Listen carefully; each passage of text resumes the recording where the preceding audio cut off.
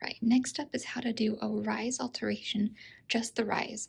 With normal pant tapers, we sometimes have to, when they pin up too high through the taper, it automatically becomes a rise because we end up taking it up through the crotch.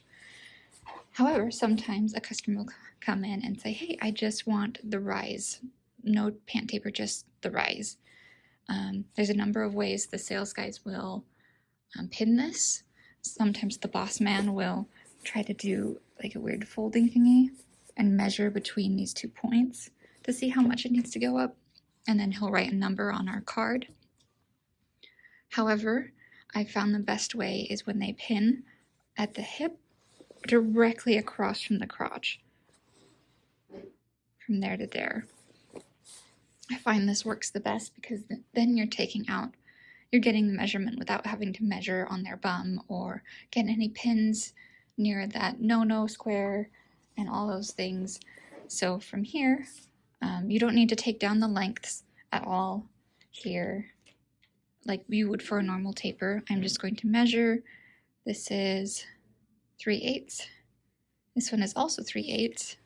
Sometimes the sales guys will pin both sides of the pant like this. So when that happens, what we'll need to do is we're going to measure both sides and measure and see which measurement is the most common, and then use our own common sense to see, a full inch is a lot, so let's go a little less than that, or so on and so forth.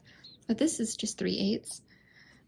Another thing is when they do that butt measuring method and they leave just a measurement on the card that's an inch or so, what we're going to have to do is we're going to have to divide that up, because on the inside there's all these layers of fabric.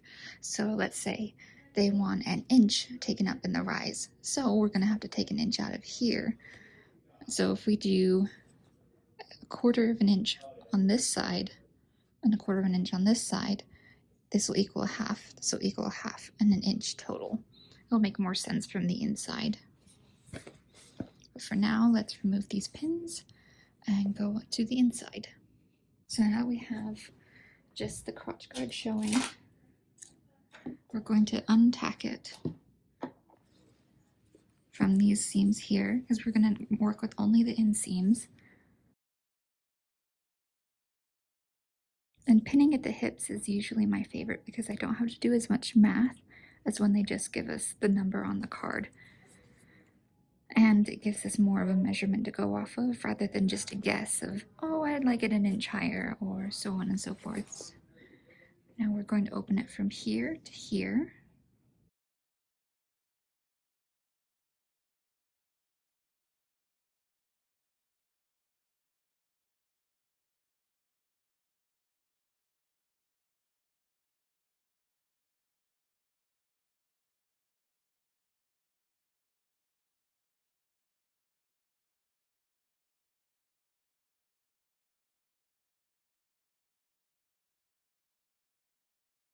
Now that we have this open, I'm going to lay it so the seam allowance lays to the right, kind of like this, so I can see what's happening.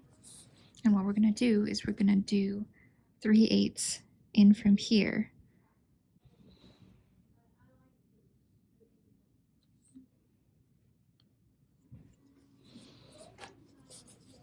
And from there, I'm going to taper to 0, because this is where they want most of the rise to come out of.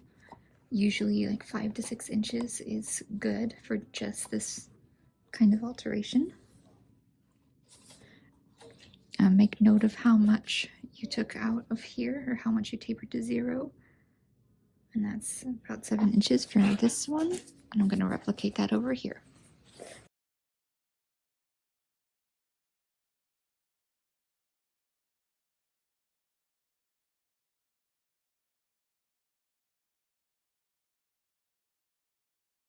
Okay, so from here, I'm just going to sew this. Don't worry about stitching this twice. We don't need to do that. We will however, need to sew it twice when it comes to restitching this back together. But for now, let's just go and sew this.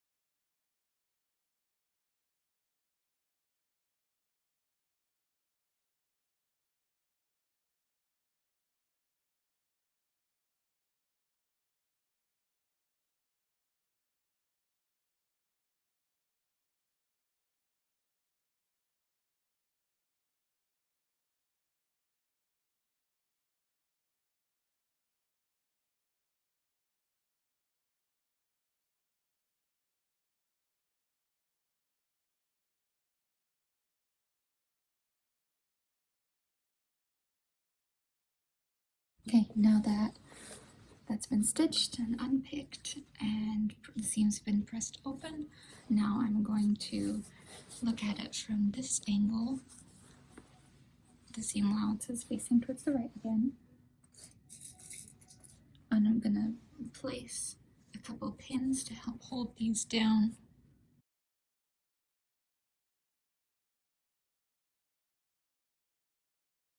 And then from here, I'm going to replicate this line again, from here to here. And I'm going to stitch it twice.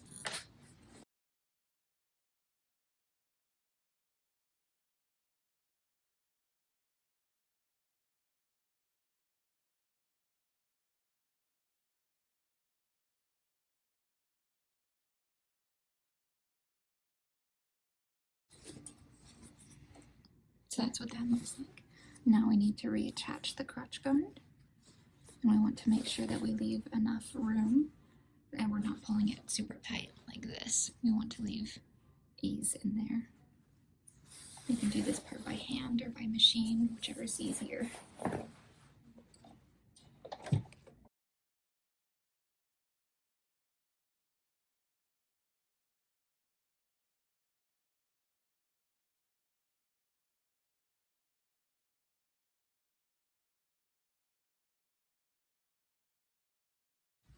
With that, the rise is complete.